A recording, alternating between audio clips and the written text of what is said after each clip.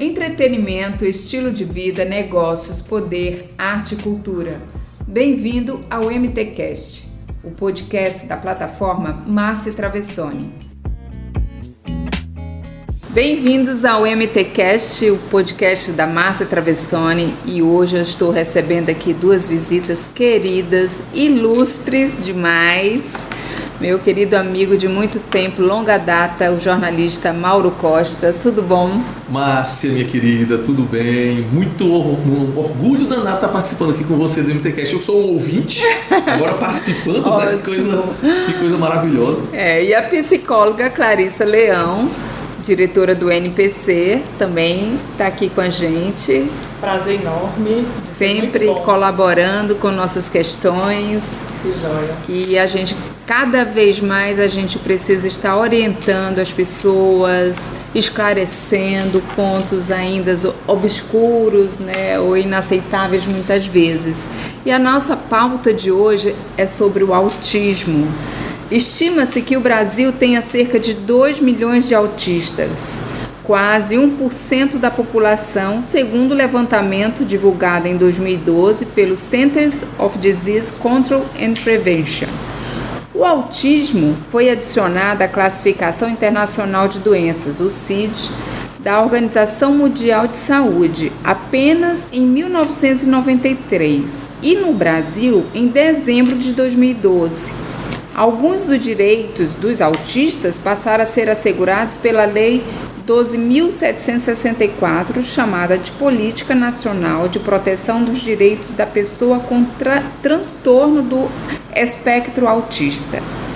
Bom, vamos lá, né? Na prática, muitas dificuldades a serem superadas, né, pelas famílias, especialmente quanto à compreensão, né, e adaptação também em locais públicos, né, acessibilidade, acolhimento, principalmente como a gente estava falando aqui. Clarissa, o autismo não é doença, mas está na classificação do CID, né? Como podemos então definir o autismo? O autismo é um transtorno. Tá? O que é um transtorno? Um conjunto de sintomas que vai causar prejuízo na vida do cidadão, né? Da criança, do adulto, do adolescente. E aí, a partir disso, pode ser em menor ou maior proporção, como a gente estava conversando aqui. Não existe um tipo de autismo, por isso o nome é espectro do autismo. Espectro imagina aí um arco-íris de coisas, né, de cores. Aquela cartela que a gente, quando vai escolher a tinta, a gente vê de uma tonalidade azulzinho clarinho até o azul marinho. Né? Eu gosto de explicar muito assim para os pacientes. Você pode ter o azulzinho clarinho, você pode ter o azul bem escurão. É mais ou menos assim que você vai enxergar o autismo. Nunca vai existir um paciente igual ao outro, nunca vai existir uma criança igual a outra, tá? Assim como eu não sou igual a você, eu não sou igual ao Mauro, nós somos completamente diferentes. Um autista é exatamente assim, completamente diferente do outro. E aí essa é a primeira noção que a gente tem que ter. Eles são completamente diferentes. As manifestações do transtorno são completamente diferentes, distintas. Existem crianças que são gravemente afetadas. E aí sim, eu vou apresentar deficiência intelectual, né? Graves deficiências cognitivas, de aprendizagem, deficiências motoras, deficiências de linguagem, deficiências na parte de socialização e por aí outras, né? Porém, existem autistas que vão sim apresentar uma funcionalidade muito boa, que seria o quê? Crianças que não vão ter nenhum tipo de deficiência intelectual, que inclusive podem ter um QI bem elevado, uma funcionalidade em alguma área da aprendizagem, por exemplo, uma criança muito boa na matemática, muito boa na linguagem, que falam excepcionalmente bem, inclusive melhor do que cada um de nós aqui, melhor do que o jornalista, né, Mauro? Escrevem bem, falam bem, né? Incrível. E aí vão ter falhas, por exemplo, na socialização, não sabe amarrar um cadastro, e por aí vai, né? Então, assim, eu diria que é bem interessante o universo do autismo quando a gente começa a mergulhar nele, porque é um universo muito diversificado. Mauro é pai do nosso querido Jorge lindo, George. E como foi para detectar ou perceber o autismo no George? Como foi isso e como foi para a família, né, essa adaptação? Interessante, Márcia, porque eu acho que assim como depois que a gente teve o diagnóstico do George, a gente começou a observar que em outras famílias foi bem semelhante. No caso dele, ele teve o que até se categoriza de autismo regressivo. Porque o George, quando ele estava mais ou menos com 1 ano e 10 meses, ele começou a falar. Ele estava desenvolvendo a fala natural para uma criança na idade dele. Já estava articulando algumas palavras soltas, mas ele falava mamãe, papai, vovó. Nós nunca tínhamos notado nada de diferente comportamentalmente nele. Brincava muito, uma criança muito ativa, essa questão mesmo da orientação espacial dele sempre foi muito boa, tudo absolutamente natural. Só que com o passar do tempo, nós fomos notar isso depois, ele começou a ficar calado, deixou de falar, parou de falar, ao mesmo tempo em que começou a brincar muito sozinho. Acabou muito não interagir com os primos, tinha alguns 2 ou 3 primos da mesma idade e ele não interagiu. Olha o cafezinho aqui pra gente, que é importante. Cafezinho para dar mais empolgação na conversa. E aí a gente... Mas é engraçado, né, Clarissa? No dia a dia da gente não presta atenção nessas coisas, né? A gente como pai tá na correria. E se for pai de primeira viagem aí que não nota mesmo. Porque engraçado. Aí só vai perceber quando volta no tempo, né? Como você disse, faz uma retrospectiva. Mas olha, o que aconteceu? Mas muitas vezes a gente com filhos, né, típicos, a gente passa despercebido tanta coisa. É verdade. Não é? E lá na escola, aí foram três frentes aí para se descobrir. Uma professora na creche que ele estava lá, já tinha trabalhado com crianças autistas, começou a notar algo diferente, mas eu acho que ela ficou meio encabulada de falar com a gente, né? Em paralelo, a minha sogra também notou algumas coisas comportamentais, que ia brincar com o George não olhava para ela, chamava o George pelo nome e ele não dava nenhum tipo de manifestação para olhar. E uma vez específica, eu estava em casa sozinho com ele, brincando, e eu estava com um brinquedo na mão, ele estava sentadinho no chão, eu com um brinquedo grande, meio desastrado, eu derrubei o brinquedo do lado dele, deu um barulho assim tremendo, e o George não se mexeu. Não olhou pra mim, né? E o brinquedo caiu do lado dele. A primeira sensação é que ele deve ser auditivo. Eu fiquei, rapaz, será que ele tem algum problema de surdez? E comecei a bater palma aqui do lado do ouvido dele, George, e ele tava brincando, ficou. E quando eu ia pra frente pro campo de visão dele, ele olhava pra mim, mas voltava a brincar. Aí eu liguei a antena, né? E fui dizer, Renata, será que ele tem algum problema de audição? Falei com a Renata, e aí nós fomos no médico, fizemos até aquele teste acho que é Bera, né? Bera, que é um teste auditivo. Eu fiquei morrendo de pena depois, fiquei sabendo que eu tô horrível aquele teste. Ele fez o teste do Bera e a audição do menino é melhor que a minha. Muito melhor, eu tô muito mais louco que o menino. E ele foi, e aí nós começamos a ter essa desconfiança de que fosse alguma coisa neurológica. E aí, conversando com uma amiga, e a professora veio falar com a gente teve a ideia de levar numa neurologista. Fomos a uma primeira neurologista que já desconfiou. Na segunda ida, no segundo neurologista, foi que a gente teve, e aí já era um pouquinho depois, 2 anos e 1 mês, mais ou menos. E aí a gente teve esse primeiro diagnóstico, um pré-diagnóstico, que foi fechado depois, 6 meses depois. E aí a gente entendeu, deparou-se com essa situação, que eu acho que já aí é uma outra parte da conversa, né? Quando você toma consciência da coisa. E para chegar a esse diagnóstico, tem um tempo, ou é mais ou menos isso, uns 3 meses ou 6 meses depois? Depende, é muito relativo. Depende. É muito relativo, né? Pode ser que o médico feche o diagnóstico na primeira consulta, tá? Aí também vai muito da gravidade do caso, se o caso é muito leve, se o caso é mais grave. Ou pode ser que o médico precise avaliar mais. Muitas vezes o médico pede que inicie logo a intervenção, que são as terapias, e aí observe um pouquinho mais, porque pode ser que aquela criança tenha outros atrasos que não necessariamente o autismo. Sim. Vamos supor que a criança tenha só um atraso de linguagem relacionado a outra condição, que não necessariamente é o autismo. E aí o médico pode sugerir que a família inicie imediatamente a intervenção para daqui a 6 meses retornar e vamos investigar se realmente tem ou não autismo. A gente trabalha com uma máxima, na dúvida vamos intervir. Certo. Tá? Hoje, até a Sociedade Brasileira de Pediatria recomenda a intervenção o mais precoce possível. Então, se você como pai ou mãe, ou como professora, ou mesmo como pediatra, ou médico de assistência primária, né, identifica algum sintoma suspeito, deve iniciar a intervenção, mesmo que ainda não tenha a certeza de um diagnóstico, tá? Quanto antes, melhor, porque os resultados também são bem mais eficazes. Parece que o número tem aumentado, né, do autismo. Em todo mundo ou só no Brasil? O que se deve isso? Já tem esse estudo? Essa pergunta de $1 milhão. Essa pergunta é de $1 milhão, $1 milhão total. Eu vou dar a minha resposta e você dá a sua também, né? Essa pergunta, para mim, tem uma questão, né? Não é que o número aumentou. Para mim, o que aumentou foi a quantidade de informações e de acesso, né, que a gente hoje tem, principalmente ao serviço de saúde, né? Então, as pessoas hoje têm acesso ao serviço de saúde, os médicos são muito bem informados, não só os médicos, mas eu falo médico, entenda-se aqui, psicólogo, fono, TO, fisioterapeuta, psicomotricista, toda a equipe hoje tem muito acesso, até os próprios professores, né, que são, como você falou, foi a primeira pessoa que teve, né, assim, a ideia de perceber a diferença no George. E aí, assim, essas pessoas hoje são muito bem informadas. A internet está aí para dar a gente todas as informações que a gente precisa. E aí, imagina, antes a gente não tinha a menor noção. Essas crianças existiam, estavam trancadas dentro de casa. Se você olhar, sei lá, 20, 30 anos atrás, 30 anos, 40 anos atrás, essas crianças tinham dificuldades, eram trancadas dentro de casa, não podiam sair, não eram expostas por vergonha. É verdade. Né? Os pais tinham vergonha. É verdade. A sociedade tinha total dificuldade. Imagina se hoje a gente tem dificuldade. Então, imagina isso há 40, 50 anos atrás. Né? Então, eles eram trancados mesmo dentro de casa. E aí era difícil. Né? Então eram tratados como esquizofrênicos, eram tratados loucos, malucos, e aí por aí vai. Às vezes nem tratados. Ou nem tratados, né? Ou nem tratados.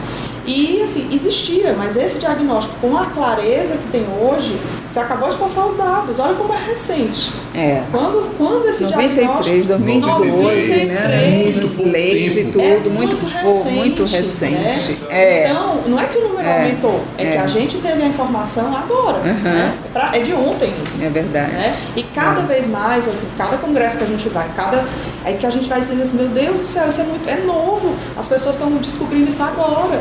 E estudando muito. A gente que é da área, eu te digo, a gente todo dia está sendo bombardeado de informações. Imagino, viu, Clarice? Vocês têm estado acompanhando muito essa questão, porque a própria ciência está fazendo isso, né? Se a gente imaginar 30 anos do ponto de vista de ciência, que é o que nós estamos falando, não é nada, é um traço, né? Não é nada. É um traço. E assim, hoje os tratamentos e todo, assim, para desenvolver principalmente, né, as potencialidades de cada um, porque cada um tem o seu potencial. Exato. Né? E são justamente para desenvolver uma autonomia, né? Uma independência. No caso do George, como é que você avalia assim, né, essa pouca ainda evolução dele? Né? Notória, viu, Márcia? Eu vou só complementar, concordando plenamente com o que a Clarice falou, vou complementar essa questão do diagnóstico. O que acontece? De fato, essas pessoas passavam batido na sociedade. Uma característica do autismo em relação a outras deficiências, né? Que o autismo, inclusive, está categorizado na área de pessoas com deficiência. O que acontece? Ele visualmente, ele não, na grande maioria, a maioria absoluta das vezes, você não tem nenhuma característica que vá, a não ser que tenha outra comorbidade, alguma outra síndrome conjunta que vai fazer com que você fisicamente tenha algum tipo de característica que fenótipo, de cara você note logo, o fenótipo, como por exemplo um Down. Né? No autismo não. E são aquelas pessoas que quando tinham um mínimo de funcionalidade, elas certamente passavam batido, estavam na sociedade, mas estavam sendo meio que escanteadas de alguma maneira. Eu costumo dizer que eu fico brincando que eram aqueles amigos esquisitos da gente da nossa época de infância e adolescência, que conviviam com a gente, cresceram com a gente e até hoje a gente diz que é o esquisito da turma. Quem garante que alguns dos esquisitos da turma também não tinham algum traço de transtorno, ou era o crânio e ficava meio para lá porque era o crânio. Mas aí voltando para a sua questão, para a sua pergunta, para nós, quando nós soubemos do diagnóstico, nós também acompanhamos essa mesma lógica de quanto mais cedo se tiver as terapias, melhor você vai dar chance para essa pessoa evoluir e buscar a independência dela e a conjunção dela com o mundo como deve ser, né? Ela se inserir na sociedade. E no George nós temos notado isso gradativamente. Tivemos uma época lá no NPC, pena que ficou meio... A questão geográfica da cidade atrapalhou um pouco para a gente. O outro lado da cidade estava dando muito problema de idas e vindas pra gente, porque as terapias precisam ser, a Clarice Quase sabe, que diárias, né? praticamente diárias, né? Diárias. Se você quiser fazer da maneira correta, você diariamente ele vai ter que ter alguma atividade de estímulo de acordo com aquela Quanto mais horas, necessidade. melhor. De acordo com a necessidade que os profissionais vão passar para a gente. Com cada caso é um caso, para uns vai ser mais uma área no desenvolvimento da voz, da fala, outros mais comportamental, outro mais de agregar com outras crianças, enfim. O George tem tido um crescimento notável, assim, constante mesmo, nesses 4 anos que ele tem feito aí de terapias. A gente tem feito um esforço danado mesmo, que é um esforço que está compensando bastante. Ele ainda não tem ele não é um verbal funcional ainda, mas ele está bem mais evoluído do que quando começou há uns 3, 4 anos de idade. E escola? Como que é? Como é que esbarrar? É uma escola normal, assim que você vai e para socializar? Como que existe essas barreiras ou não existe? Ainda existe um gargalo muito grande nessa questão educacional. E eu acho que aí tem gera uma polêmica danada, hein, Clarice? Se você soltar esse assunto de escola em grupo de WhatsApp de pais, rapaz, isso aí dá uma treta danada, viu? Mas o que acontece? A escola ainda está muito distante dessa realidade, ainda está precisando se aproximar mais do que o que evoluiu na área de saúde, com a compreensão, com a melhoria dos profissionais. A escola evoluiu também, mas ainda está um pouco distante. Seja ela escola pública ou particular, essa é uma visão minha. Eu acho até que algumas escolas públicas estão até um pouco mais evoluídas na receptividade e inclusão a crianças autistas do que... Eles seguem a vida, né? Alguns, por exemplo, outro dia a gente recebeu lá na redação do diário, né, um jovem autista e estava formando em jornalismo, ama, né, a profissão, e foi lá para visitar já, para ter, né, o primeiro contato. Então, assim, chega a vários, né, patamares, né, desenvolve, né. E eu acho assim, na minha ótica e na nossa ótica lá em casa, essa criança tem que ser colocada no ambiente tradicional, ela tem que estar incluída na escola como deveria ser. E é engraçado, a Clarice deve acompanhar isso no dia a dia lá também, que ela né, atua muito nessa área. É engraçado como as crianças, o George estuda numa escola em que ele está na sala de aula tradicional.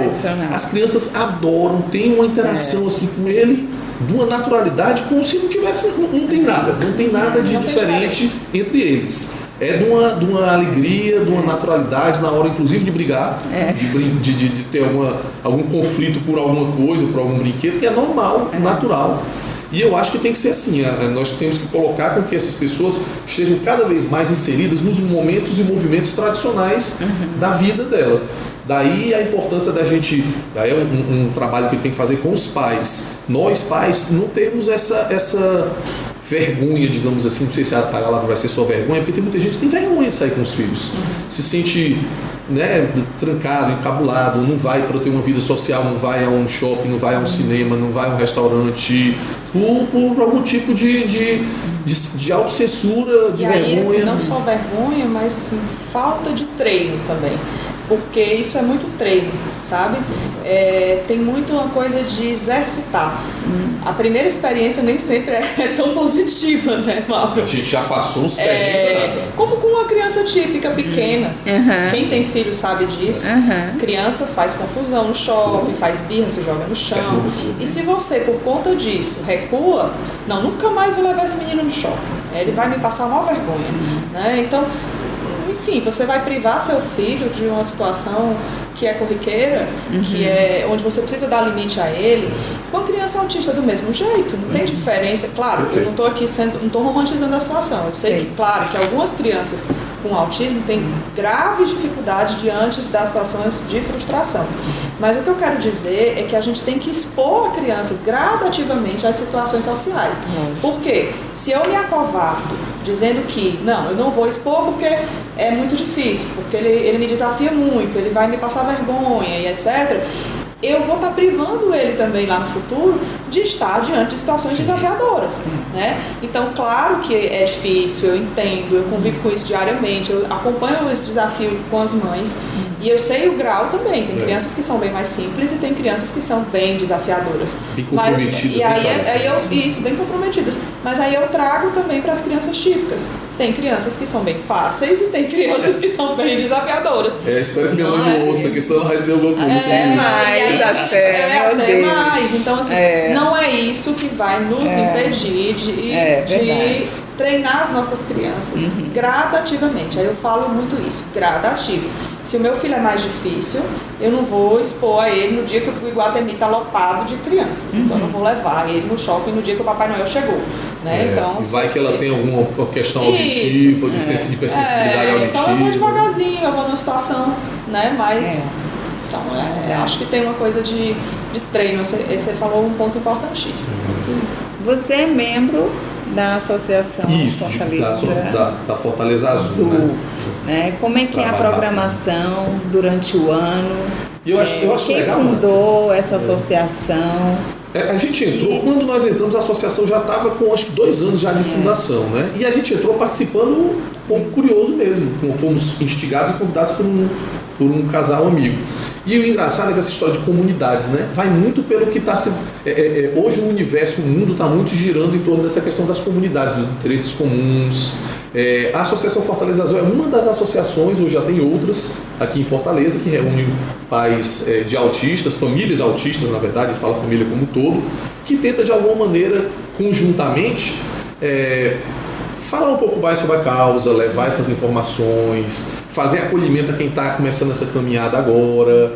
Então lá na associação, especificamente falando da nossa Fortaleza Azul, esse foi um ano, eu acho que esse ano passado e esse ano agora de 2019, nós tivemos avanços muito grandes do ponto de vista de visibilidade, do ponto de vista de aproximação com o poder público. Vocês são muito ativos. A gente procura muitas... Uma programação intensa. Mas é muito bom isso. Legal que a gente tinha sempre uma jornada, basicamente uma jornada que seria técnico-científica, digamos assim, que era o grande evento que nós fazíamos, que era uma vez por ano, em abril, que é o mês... Dia 2 de abril, Dia Internacional da Consciência sobre o Autismo. Então a gente fazia muita programação só em abril. Do ano passado para cá, a gente começou a descobrir que a gente tinha condição de se aproximar de outros entes da sociedade. Começamos a firmar parceria com empresas, com outras associações. Dar um exemplo aí, esse ano nós fizemos uma campanha de conscientização convidado pelo Sindiônibus. Nosso querido Dimas, presidente do Sindiônibus, nos convidou para participar e com eles construir uma campanha de conscientização para os ônibus de Fortaleza, todo mundo que circula no transporte público entender um pouco mais de autismo. Beach Park recentemente nos chamou para a gente conversar e trocar algumas ideias, fazer ações também de inclusão dos autistas em universos do entretenimento, espaços de diversão. Estamos com um projeto de lei que foi aprovado agora recentemente na área de esportes, lei de incentivo ao esporte, lei estadual, e nós levamos esse projeto para a Enel, que aprovou para a gente fazer aulas de stand-up paddle para crianças e adolescentes, e tem inclusive 2 adultos autistas que estão tendo aulas quinzenais aqui na praia. Já estamos desenvolvendo outros projetos agora para 2020 na área de artes marciais, jiu-jitsu, ou então de terapia com cavalos, cães, tentar de qualquer maneira permitir que essas famílias tenham uma vida social cada vez mais ativa e aproxime do que precisa ser, né? A gente precisa... E estar em comunidade, eu acho que fortalece tanto, né, É muito Mauro? bom, né, Márcia? Porque você troca suas experiências, você, né, troca dúvidas e dicas, indicação e socializa, né, cada vez mais. É um Você é um exemplo disso, né? Assim, todo o trabalho que você tem feito recentemente em todos os seus veículos, eles têm a lógica da comunidade também, trazer pessoas com interesse comum. Sim. Então a ideia da gente ao longo desse período aí da associação, e é legal que a gente sente a evolução das pessoas, a gente vê os pais cada vez mais presentes, mais atuantes e até mais atentos em relação às terapias dos seus filhos, porque a gente conversa muito entre si e dá uma dica, vai lá, leva lá no fulaninho de tal, doutor fulano, faz uma consulta lá, porque você já tentou ir na clínica tal para ver. A gente recebe muito, ainda tem muito aquela questão do choque, né, Clarice? O choque inicial quando as pessoas tomam a ciência. E tem também a negação. Tem pessoas que acabam ainda estão no período de negação, não quer acreditar, acha que não é, e aí às vezes a família fica meio sem graça de abordar. A gente vê exemplos no nosso dia a dia, né? Famílias ou amigos que a gente até chegar perto e a pessoa está ainda na negação. E a gente tem que encarar sem esse... A Clarissa falou um negócio muito bacana antes. A gente não está querendo fazer uma coisa de poliana, maravilhosa, aquela coisa linda, né? Não. É uma realidade, como são várias outras realidades que a gente se depara na nossa vida, que tem que ser encarada com alegria, com fé, buscando mesmo a ciência para nos ajudar, os profissionais de saúde para ajudar. É uma caminhada muito bacana. Bacana. E a inclusão social e profissional, principalmente a inclusão profissional, né, dos autistas, qual é o perfil deles assim, para o mercado de trabalho? Eles são bons em quê? Bom, a gente até falou um pouquinho sobre isso, né? Há um domínio na área de tecnologia, né? Olha mas, só, né? Mas assim, não é regra, como eu coloquei, né? Não existe regra, nós somos diferentes, somos seres humanos diferentes. Mas assim, a gente vê uma dominância e um interesse maior na área de tecnologia. Então, mas por exemplo, eu vou te dar um exemplo de um paciente que eu acompanho que já tem 15 anos e tem um interesse muito grande em artes, por exemplo, né? Pintura, música e não tem interesse nenhum na área de tecnologia. E não gosta, não tem celular, não tem tablet até hoje, né? E aí, assim, já é uma criança que a família direcionou para outro caminho. Pinta super bem, desenha super bem e tem um desenvolvimento nessa área mais de arte. Então, fotografia, música, desenho. Então, assim, depende muito também do caminho que a família vai dar àquela criança. Porém, é comum, como eu estou dizendo, é comum a gente encontrar neles um hiperfoco na área de tecnologia. E aí, cabe à família e aos profissionais que vão conduzindo aquela criança ao longo da adolescência, já vai chegando na fase adulta, identificar também que campo de interesse aquela criança pode seguir na fase adulta para que a gente possa fazer uma inclusão no mercado adequada, tá? Então, é como eu estava te colocando. Por exemplo, eu posso ter desde um grande técnico nessa área de TI, que seja assim, bem funcional, que seja bem apto a trabalhar dentro de uma empresa nessa área. Eu posso ter, por exemplo, alguém que seja bem apto, por exemplo, a trabalhar com estoque, porque ele vai ser um hiperfoco ali, né, de conferir, de uma logística, e que você vai dar aquela missão e ele só sai dali quando ele terminar aquela missão, porque ele é ritualístico, geralmente, né, ele cumpre tarefas, né. E outra coisa, tem uma coisa também no autista que é muito linda, de que é a evolução da espécie, né. Nós, típicos, não temos em geral isso. O autista, ele raramente mente. Ele não mente, na maioria das vezes, né? Ele não engana, ele não mente, é uma grande evolução da espécie. Ele não mente, ele não engana, ele não burla. Então, assim, eu acho que isso para um profissional de uma área onde você precisa ter uma segurança, uma certeza de que ele vai te dar verdade, né, naqueles dados. É bem interessante você pensar que na minha empresa eu preciso de alguém que vá conferir aquele estoque e me dar certeza de que ali tem tanto, né, de alguma coisa. Então é bem interessante, a gente precisa mobilizar a sociedade para enxergar que existem profissionais extremamente capacitados para isso, com um cérebro extremamente desenvolvido, além do nosso, inclusive, para além do nosso, né? Com capacidades que nós não temos. Porque essa malícia, essa coisa de burlar, essa coisa de dizer assim, eu vou enrolar, eu vou sair ali para tomar um cafezinho, fazer meia hora a mais, quando eu voltar já está na hora de bater o ponto. Isso não existe. O autista, em geral, não vai fazer isso. Tá? Não vai, porque se ele sabe que o horário dele é de 14 às 18, ele vai cumprir de 14 às 18. É aquele ritual, né, perfeito para ele. Incrível. Então é muito incrível isso, é muito puro, né? Em geral é muito puro. É uma coisa meio infantil, meio pueril mesmo, não sai disso. Mas é uma evolução. É uma evolução. Interessante que aqui em Fortaleza nós já temos, quando a gente fala muito em autismo, a gente ainda está muito nessa questão de falar da criança, né? E aqui quando a gente fala do adolescente, menos ainda do adulto. Porque como a gente está nesse período ainda, né? Nós estamos aí talvez uma primeira geração que está passando por todo esse processo de atenção do ponto de vista de saúde. No máximo ela é adolescente agora. Mas tem um momento, né? Inclusive o IPRED também abriu, né? Isso. E aí, Márcia, tem uma cena já aqui em Fortaleza, que nós descobrimos dessas andanças, tem uma garotada, uma moçada, uns adolescentes, jovens assim, que estão se reunindo também em coletivos de autistas. E eles gostam muito dessa área, fogem um pouquinho dessa cena da tecnologia.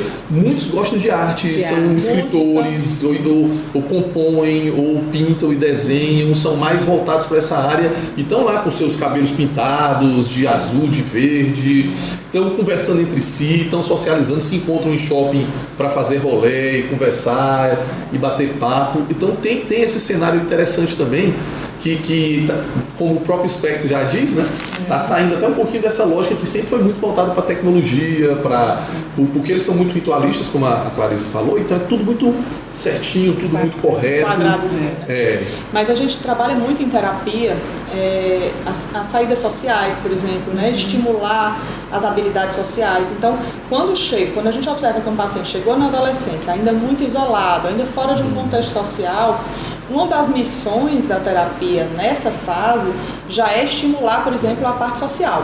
Então a gente faz muito isso, levar para shopping, você vai aprender a comprar, você vai aprender a usar dinheiro, você vai aprender a negociar, você vai aprender, né, a trocar, receber troco, passar troco, enfim, toda essa parte que envolve social. Pegar um ônibus se estiver dentro do contexto daquele paciente, pegar um Uber se estiver dentro do contexto dele, enfim, dentro da realidade do paciente a gente vai trabalhar a saída social. A gente está vivendo isso agora com um grupo de adolescentes lá da sede 2, né? E é muito isso, vivenciar isso com o AT a princípio, que é o acompanhante terapêutico, depois dentro de um grupo menor, depois dentro de um grupo maior da mesma idade. Isso a gente faz com as crianças e com os adolescentes, porque é essencial sair da realidade familiar, ir para uma independência, isso que você está dizendo, para lá na frente ele poder dizer assim, eu vou para o shopping com meus amigos, né? Igual meu filho faz, mas para ele poder fazer isso, ele tem que se sentir seguro e a família também tem que dizer assim, beleza, ele vai, e eu vou estar bem, né? No mercado de trabalho, só para complementar, eu acredito também que precisa ter um passo evolutivo para o autista entrar mais no mercado de trabalho, passa por nós próprios. As empresas estarem preparadas e as pessoas estarem preparadas para receber essas pessoas dentro do ambiente de trabalho sem os pré-julgamentos, com um pouco mais de paciência ou de atenção com essa realidade, com um viés mais inclusivo. Já aconteceu casos, até acompanhando até em clientes nossos, que tiveram autistas que foram trabalhar e não se deram, e as pessoas às vezes olham, mas por que não deu certo? Tal? Muitas vezes não era o autista, era o ambiente que não foi preparado ou não foi receptivo, não foi treinado para poder entender e fazer com que ele consiga ter o espaço dele dentro das limitações ou das características dele. Como vamos combinar, né? Todo mundo, né? Lógico, vamos combinar, a gente está no ambiente de trabalho, a gente sabe que nós somos heterogêneos demais. Nós que trabalhamos na área de comunicação, você tem às vezes uma pessoa que é maravilhosa de texto, mas não atende bem o cliente, ou tem um cara às vezes que é um atendimento espetacular, domina uma reunião, mas você pedir para ele fazer um planejamento, ele tem dificuldade. Vai acontecer da mesma forma. Você trouxe aqui Alfarrábios, né? Acabou de sair uma revista, ele veio com uma revista na mão. Super interessante. É super interessante agora, que saiu recente do mês de dezembro. Coincidência, a capa da Super Interessante é o quebra-cabeça do autismo, uma matéria muito bacana e eu achei, Clarice, nessa matéria que eles conseguiram sintetizar muito bem todo esse universo que a gente está conversando aqui sobre o autismo, que fala um pouco numa área, numa seara mais da questão do porquê, da questão genética, de pesquisas genéticas, que eu já acho que é uma coisa um pouco mais avançada e talvez nem coubesse a gente abordar muito aqui, porque ainda está muito embrionário essas pesquisas, mas fala muito dessa questão comportamental que nós falamos, da atenção que os pais têm que ter, quanto mais cedo melhor, para a gente observar isso nos nossos filhos e tentar fazer essa caminhada. Exige o esforço? Exige. Não vou dizer para você que não, porque tem um esforço, antes de tudo, um esforço emocional. Quando você descobre, aí eu digo isso, né? Nós jornalistas achamos que sabemos de tudo, né? Povo que sabe tudo. Quando eu me deparei com a situação do George, eu confesso que eu me senti um ignorante completo. Porque tudo que eu sabia de autismo era senso comum. Era o básico do básico. Eu precisei estudar mesmo, ler e fazer como se eu estivesse fazendo uma pesquisa profissional para escrever uma matéria dessa. Eu fui fazer para o meu filho. E aí você fica pensando, parece até uma dicotomia, um dilema maluco de vida, né? Você pensar, eu, uma pessoa que vive de comunicação, minha vida toda foi com comunicação. E vou ter um filho cujo problema principal, no caso do George, é o déficit de comunicação. Um desafio bacana para a gente acompanhar. E ele é um menino espetacular, de uma energia linda, assim, veio para dar uma luz para a gente na casa, nos trouxe lições assim para a gente, né, familiarmente, todo mundo, não só o núcleo familiar lá da minha casa, mas todo, dos avós e tudo, trouxe para a gente assim, lições de humildade, de compreensão, de amor, todo dia. Que a gente começa a ver coisas dele que a gente precisava olhar antes de tudo na gente, né? Será que eu estou me observando? Eu estou querendo observar como é que o George é, e eu, como é que eu estou me comportando perante o mundo, perante o meu trabalho, pelo que eu faço. Eu acho que tem essa questão, os autistas nos ajudam nesse processo de autoconhecimento também. Um filho já ajuda, demais, né? Todos filhos típicos, né, ajudam. O filho é um presente divino na vida da gente, porque são eles, são eles que realmente ajudam no nosso crescimento, no nosso autoconhecimento, na nossa evolução. Demais. E ter um filho autista é um grande presente, porque realmente a gente, né, ouvindo aqui o depoimento de vocês, é um ser muito evoluído, né? Então a gente tem que olhar e acolher essas figuras. Umas figurinhas danadas. E a questão mesmo até dos adolescentes. Eu tenho acompanhado, fui uns 2 desses eventos e eu achei muito engraçado que a gente foi fazer uma roda de conversa uma vez com adolescentes e eles, assim, essa questão que a Clarissa falou que eles não mentem, não tem. Teve uma hora ela começaram a falar sobre filtro. Começaram a falar sobre sexualidade, mas eu ri, porque as meninas assim, os meninos tudo tranquilo, direto, sem filtro total, e os pais horrorizados, assim, mas como assim? O menino tava falando tudo, aí eu fiquei pensando, realmente não é nada que nós não tivéssemos feito. Pois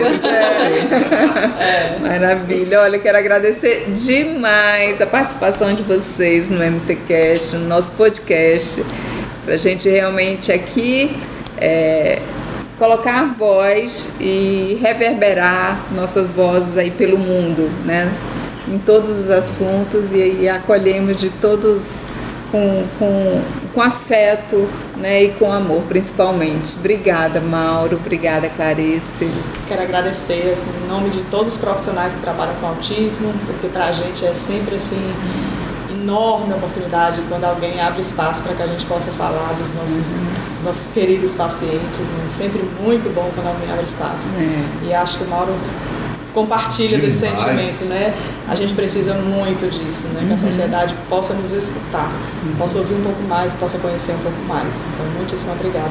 Estamos aqui, sempre. Na verdade, eu tenho que agradecer aos profissionais, porque a gente que está no dia a dia, a gente vê o esforço desses profissionais em todas as searas, né? Porque tem um esforço de conhecimento, que eles estão sempre evoluindo, trazendo novidades para a gente. É um esforço grande, porque eles não lidam só com uma criança ou duas, como a gente tem em casa, mas com dezenas, centenas, todos os dias. Bem diferentes.